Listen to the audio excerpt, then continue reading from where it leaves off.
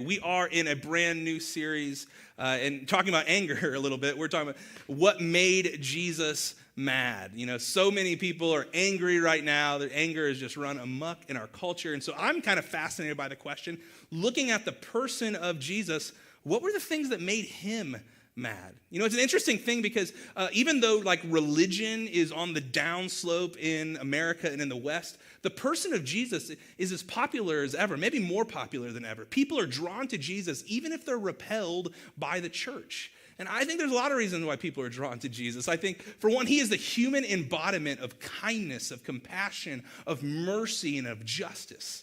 And I think people are like drawn to that. I mean, he's the one that came up with the golden rule that we tell all of our kids, right? I mean, we're drawn to the person of Jesus.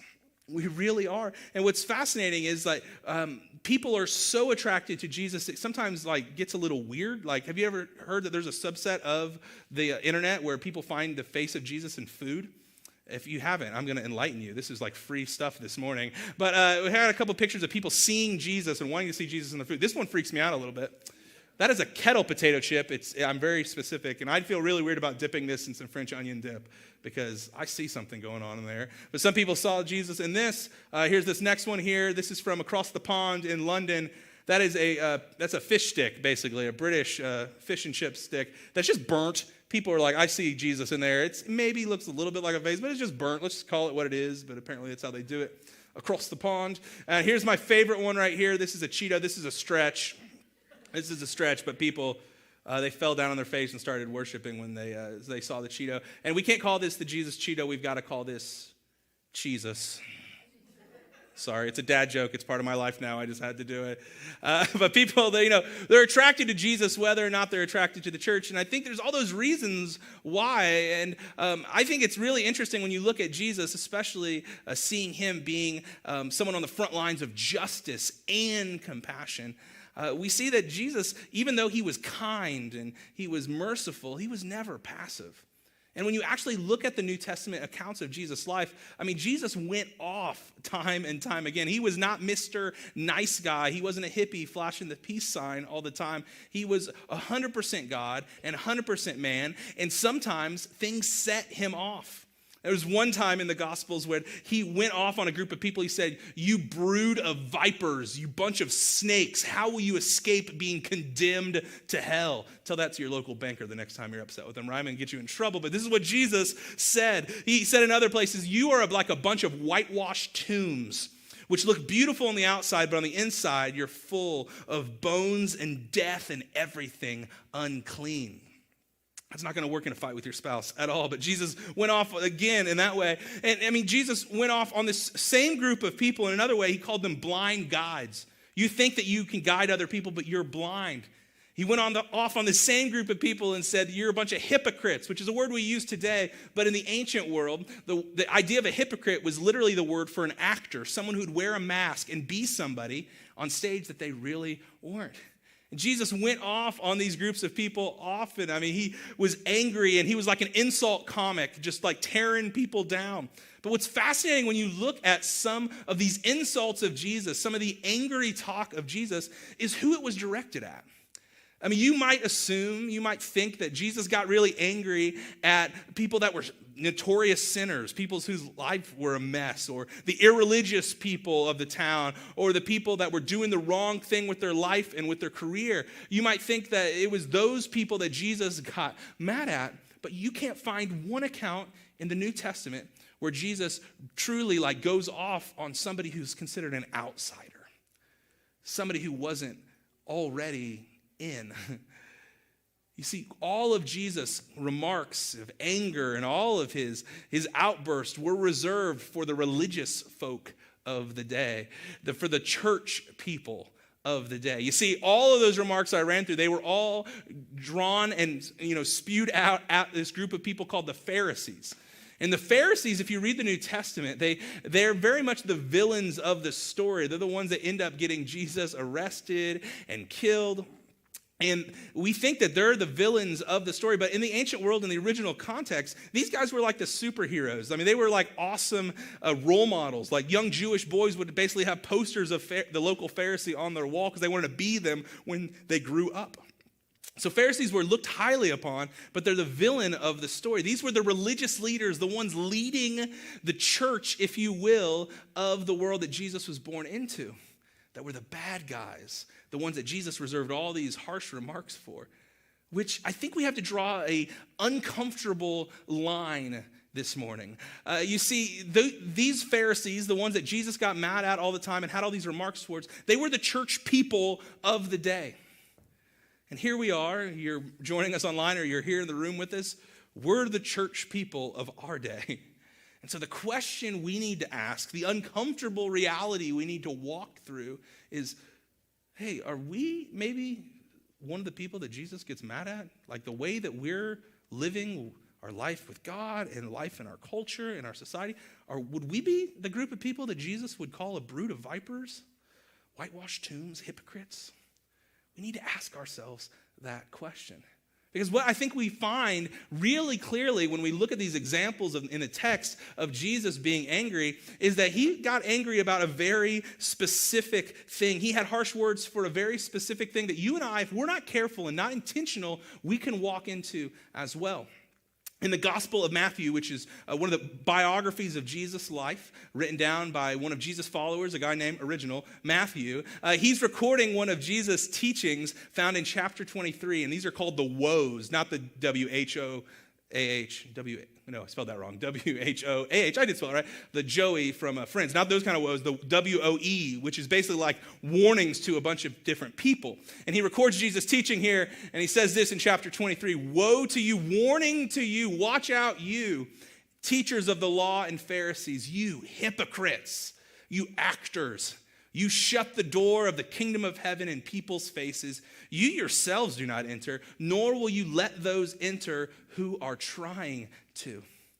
Jesus is getting angry. He says, woe to you, warning to you, a bunch of church people, religious people, because you shut the door in people's face of people who are trying to be connected with me, trying to be a part of the way of life of the kingdom, the way of community of the church, and the way of life in following Jesus in the kingdom of heaven. He says, you shut the door on their faces. You don't let them have access to God. So woe to you. Warning to you, watch out you, Pharisees and religious teachers. You see, why did Jesus get mad at these religious folk, these people? It's because they were getting in the way of God's love. They were stopping access to God the Father. And this is 101. This is why Jesus came to planet Earth, was to bring every single person full, unfiltered, VIP access to the love and the presence of the God of Israel, of God. This is why Jesus came. You know, at the death of Jesus, there was this fascinating thing that happened. The Gospel of John tells us that at the moment that Jesus died on the cross in that sacrificial death, there was this veil that was in the temple.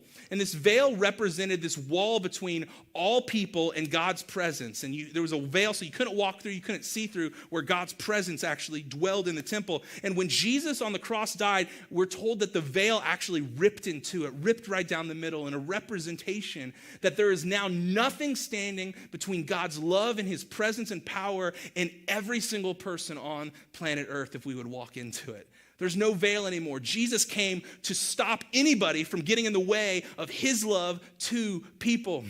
He tore the veil. I don't know if you guys have ever had like a VIP all access event or a moment. If you ever had the red carpet thrown out for you, or you ever had like a ticket or a bracelet that got you behind the scenes. There's a couple, actually it's been over a year now, probably the last concert that my wife and I were able to go to is this band that we like called Vampire Weekend. Don't judge me, they're awesome. And we saw them at a venue called The Lawn at White River down at the state park in Indianapolis. And we had missed, the tickets had sold out and we had missed it. So every day I'd go on StubHub.com trying to get tickets, just trying to get somebody to sell me their tickets. I was planning on getting ripped off. And then it was like the day before the concert, some people got on, they were selling tickets for only $27. And they were like different labeled tickets, but I just was trying to get in the venue. So I just spent 2 tickets, $27, let's go. So Megan and I drive down there and we pull into the parking lot and they're like, oh, they look at our tickets like, oh, sir, this is not your parking lot. you have the VIP parking. And I'm like, I don't even know what that means, but pinky's up, here we go.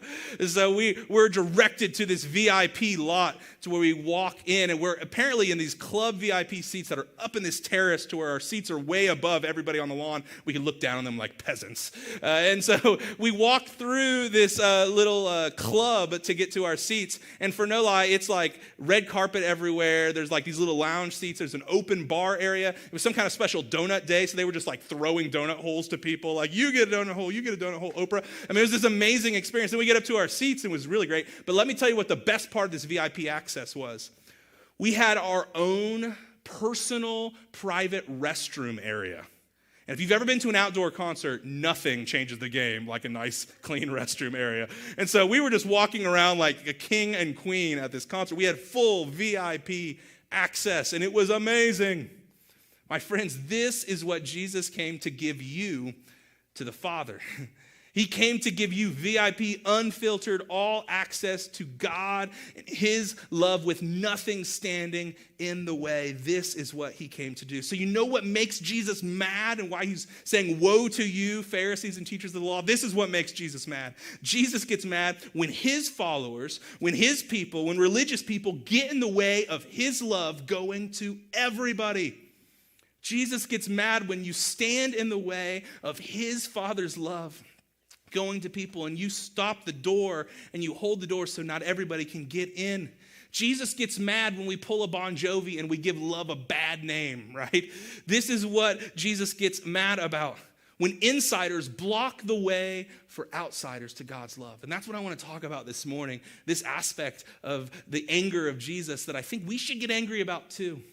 So what I want to do is I want to go to the classic text that you might be expecting in a series like this. If you grew up in church, we're going to talk about Jesus and his little temple tantrum, if you will. And we'll see the anger of Jesus on display here. We're going to look at it a couple different gospel accounts. First, we're going to start in the Gospel of Mark, chapter 11. And so let's just kick in to see this anger. And I think we can learn a little bit about how we can get in the way from time to time and how we can be people that swing the doors wide open so we don't make Jesus angry. Because, again, guys, if Jesus ain't happy, ain't nobody happy in church, right? So here we go. This is Mark chapter 11. On reaching Jerusalem, Jesus entered the temple courts and began driving out those who were buying and selling there.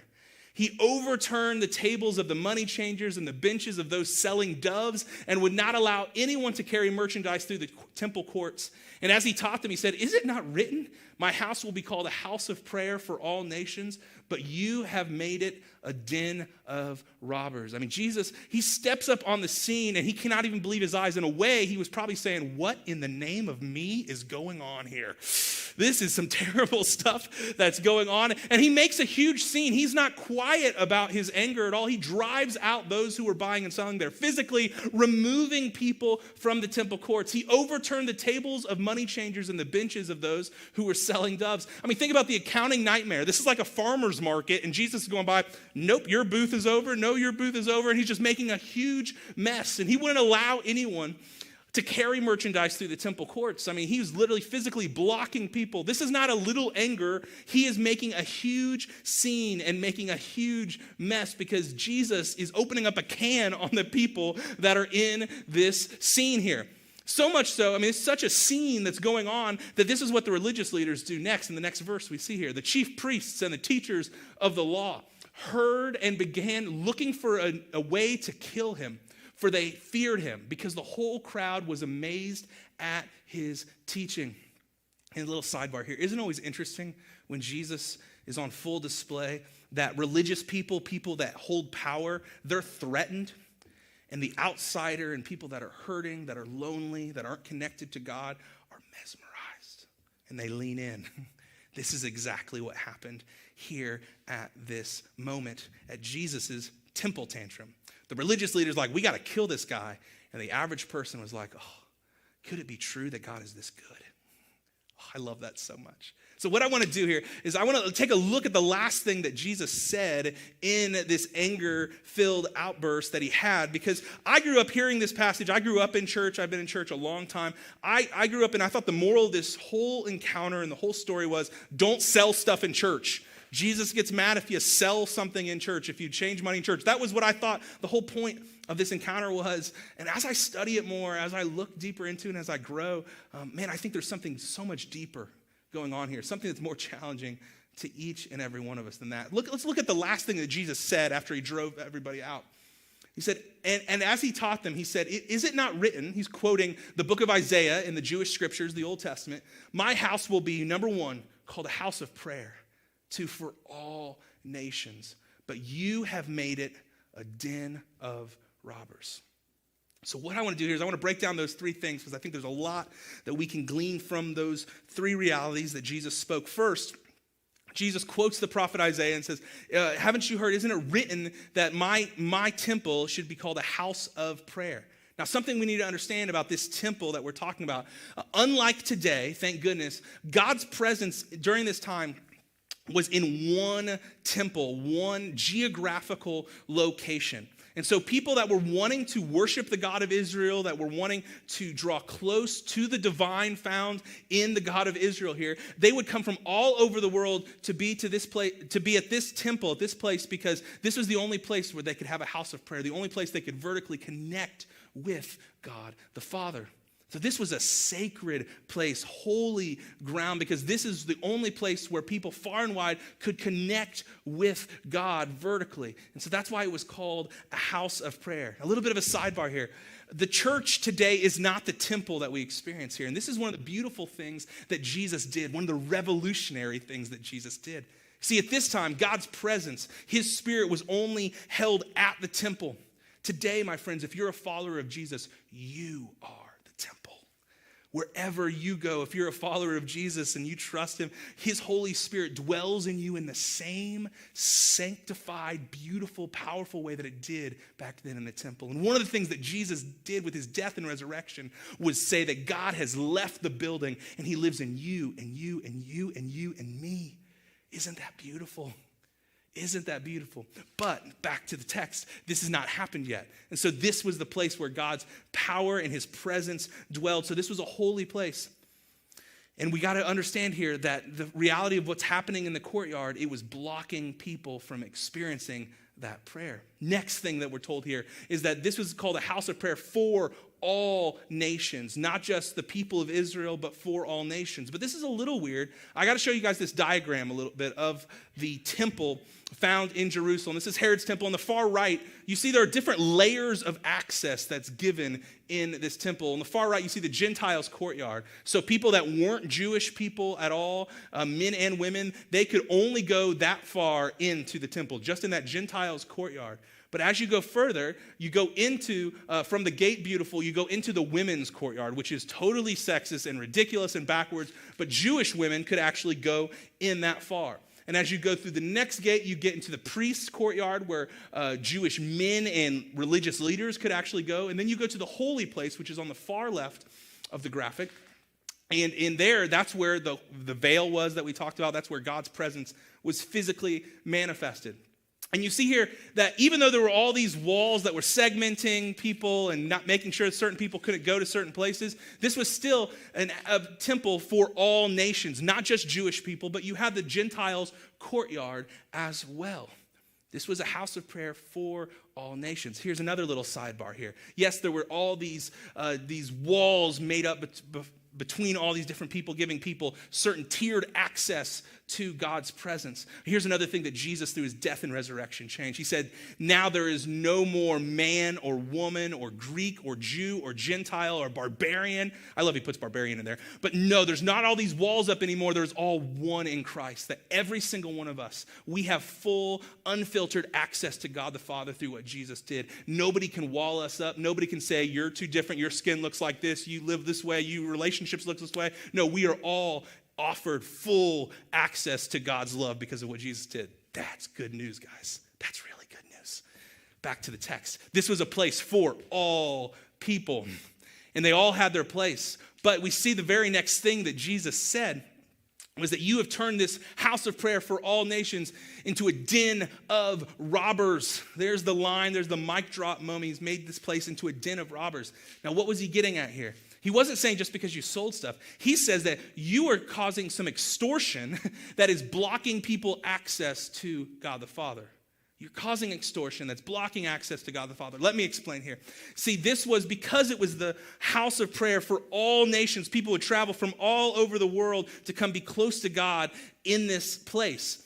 But a lot of times when people would travel, they wouldn't travel with their animal that they were going to make a sacrifice with. And so they bought a local animal because it made travel easier. And if you traveled with the animal you're going to sacrifice, you're probably going to give it a name. And then it's going to be really hard to offer off the sacrifice. That's just a little bit of my conjecture there. But they would buy a sacrifice locally in town. And so they would do it right in that courtyard of the Gentiles that we were talking about, where the action is found today. But what was happening was the merchants were overcharging. They were charging so much money for these animals because they know people went so far to get there. They were basically taking every bit of the money they had so where they couldn't even make it home. And some people, they were charging so much that they wouldn't even let them have access into the Gentiles' courtyard. They were blocking access for the people that were the farthest away from access to start with. And they were charging ridiculous prices. I mean, this is like on The Office, Dwight Schrute in the Princess Unicorn, fa la la la la la la ka-ching. I mean, this is ridiculous, charging a crazy price for these people. This is like when you go to a concert and they charge $20 for a beer, or you go to a movie and it's $11.50 for a Coke, $11.50. But they were just charging these crazy prices, blocking people from having access to God's presence and to God's love. And this set Jesus off. I love the disciple John, one of Jesus' closest friends, wrote in his biography of Jesus' life called the Gospel of John. He gives us some other details here in John chapter 2. He says, in the temple area, he saw merchants selling cattle, sheep, doves for sacrifices. He also saw dealers at tables exchanging foreign money. Jesus made a whip from some ropes and chased them all out of the temple, pulling a full Indiana Jones, right? He drove out the sheep and cattle, scattered the money changers' coins over the floor, making a huge accounting error, and turned over their tables. Then going over to the people who sold doves, he told them, and I picture this with like Samuel L. Jackson intensity in his voice, get these things out of here. I mean, he's so angry. I love the details that are added here, right? But you see the intensity and the passion of Jesus because these guys were blocking access from Gentiles, from other nations, from them being able to get in. And we put it this way, this is the passion and the anger of Jesus on display here. Jesus will toss tables, animals, or people out of the way to make sure that everyone has full access to God. Jesus will move anything out of the way to make sure that everyone has full access to God. And when there are his people, his followers, religious people standing in the way saying, no, not you, he gets angry. And we should get angry when we see it as well. And you guys, this is so close to the heartbeat of Bridgeway and why we started Bridgeway. I don't know if you saw, if you've seen this or heard us say this before, but our mission statement as a church is this: that Bridgeway exists to connect the irreligious to the real Jesus. We exist for the people that aren't here yet, the people that might not like to come to church, the people that are skeptical, who have been burnt by church or feel like the church walked away from them. That's why Bridgeway exists, to connect with the outsider, to make sure that they know that the door is wide open to God's power, presence, and love. That is why we do church. But I know this. I know a couple things. One, I know that you might have been around church or you've been around organizational life in the marketplace to where you've seen churches and businesses that have the mission statement up on the wall somewhere, and you're like, yeah, that's what they say. Yeah, that's our mission statement, but it doesn't really, drip down into the life of the organization. I know it's easy for that. And the other thing that I know about mission statements is that it's really, really easy for any organization, especially a church, to start looking outwards for other people, to connect people, to bring people in. It starts there, but it's really easy for all the focus to go inward. And I am just thinking about this all the time as we grow as a church and as we move forward. How do we make sure that we don't turn our focus inward? How do we continue to look out to connect people that are skeptical, hurt, lonely, lost? How do we keep our focus out? There's a couple things I think that gets in the way as we think about this. It's just as a church, right? There's a couple things that get in the way of us being outsider focused, to always make sure the doors are open for the outside. The first is this, we'll just say my preferences. Who's singing this morning? What songs are we singing? How loud's the music? How dark's the room? How bright's the room? What are we talking about? Who's speaking? Oh man, I don't know. We have all these things that go into it that sometimes it's really easy for us to start getting cynical and angry when we're just like, well, it's just not really hitting me really well. It's not my preference anymore. And I think the warning for us is, as a church, as we continue on this journey together, is to make sure that we're never thinking it's all about my preferences. Maybe our growth and our maturity comes to the place where we're like, hey, maybe that's not like for me perfect, but I see that it might connect with somebody else who's not here. Or you know what? It's not my favorite to have the music that loud, but my neighbor, I heard his music. It's always loud. And it might connect with them. Man, my prayer and where I'm going to try to continue to lead us and lead the way in is that we never let our personal preferences, my personal preferences, get in the way of the mission that Jesus has called us to reaching other people who feel like they're on the outside looking in. The next thing that can get in the way is this, we'll just say my people. And this is a hard one because I believe church, more than it's a program or a show or anything like that, church is a community of people. It's different connected groups of people together. And so we want people to feel connected and have deep friendship. We want people to have refrigerator rights in your home when the world opens back up, right? We want those things to happen. But there's a dangerous thing that can happen when we seek for having our people with us. We can have our group, our circle, and we can actually close that circle to where we're just so looking at each other's lives that people walk in and they might look lost, and we're not thinking about how we can help them and how we can swing the door open for them because we're a closed circle. My prayer for us as a community is that we would have our people, but we would be an open circle at all times. We'd have our people, but we'd think, we're always looking for somebody who's wayward, someone who's on the outside looking in, somebody that might know somebody or know something that you know a little bit about so you can make a connection with, and your head's on a swivel looking for the new person to welcome them in and let them know that the door is open to them. Let's not be people that get in the way saying, I just need my people. It's all about my people. And the last one is this, and this is kind of overarching here. As we get in the way when my number one priority is me, is this feeding me? Is it working for me? Is it exactly what I want? We've got to be careful that we don't have a me-centered view of church and spirituality. Because, guys, let me tell you this, Bridgeway is not a perfect church, and trust me, there are a lot of incredible churches in our community, but none of them are perfect. And if you don't believe me, walk into one of those churches, then you're there, and then it won't be perfect anymore, right? I mean, it's just the way that it works. So when your number one priority is all about meeting your needs and you being fed, you forget that you are on mission. We're a group of people on mission to open the door for everyone. And we make God angry. We make Jesus angry when we make it all about us. And you're going to miss out ultimately as well. So I want to take it from the church perspective to personal perspective. Let me ask you this question. This might be a little uncomfortable for you, but we're all in this together.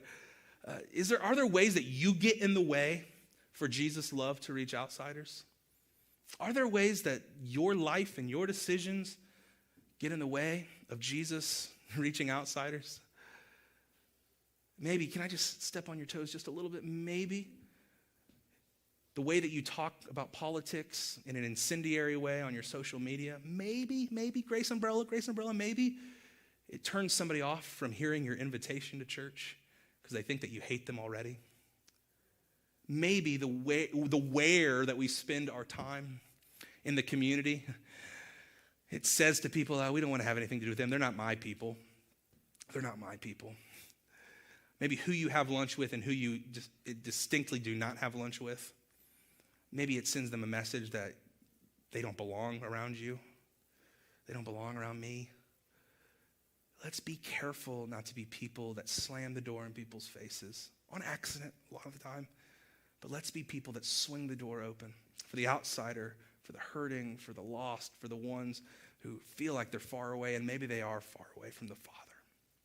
When I was 16 years old, I remember going to a Good Friday service at a church that I didn't attend.